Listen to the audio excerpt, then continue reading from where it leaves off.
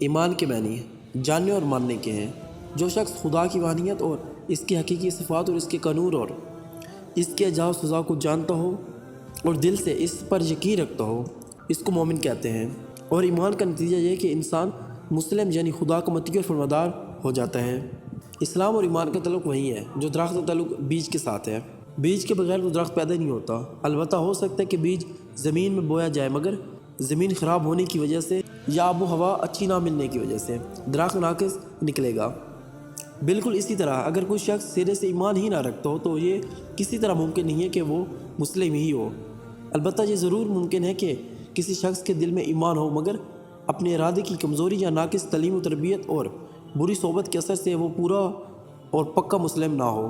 ایمان اور اسلام کے لحاظ سے تمام انسانوں کے 4 درجے ہیں۔ نمبر 1، جو ایمان رکھتے ہیں اور ان کا ایمان انہیں خدا کے احکام کا پورا مطیع بنا دیتا ہے۔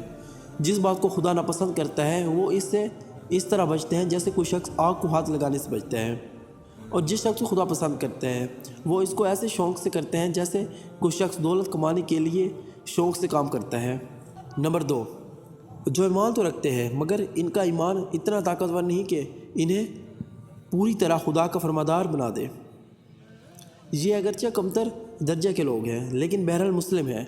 یہ اگر نافرمانی کرتے ہیں تو اپنے جرم کے لحاظ سے سزا کے مستحق ہیں، مگر ان کی حیثیت مجرم کی ہے، باغی کی نہیں، اس لیے کہ یہ بادشاہ کو مانتے ہیں اور اس کے قانون کو قانون تسلیم کرتے ہیں۔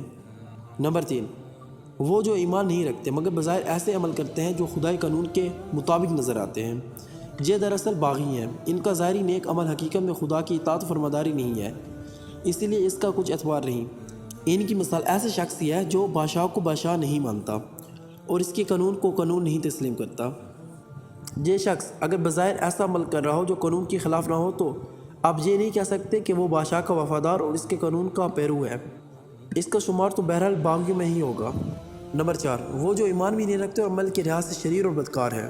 یہ سب سے بدتر درجہ کے لوگ ہیں کیونکہ یہ باغی بھی ہیں اور مفسد بھی۔ انسانی طبقہ کی اس تقسیم سے یہ ظاہر ہوتا ہے کہ ایمان ہی دراصل انسان کی کامیابی کا انحصار ہے۔ اسلام خواہ وہ کامل ہو یا ناقص، صرف ایمان کے بیج سے پیدا ہوتا ہے۔ جہاں ایمان نہ ہوگا وہاں ایمان کی جگہ کفر ہوگا، جس کے دوسرے معنی خدا سے بغاوت کے ہیں، خواہ وہ بدتر درجے کی بغاوت ہو یا کم درجے کی۔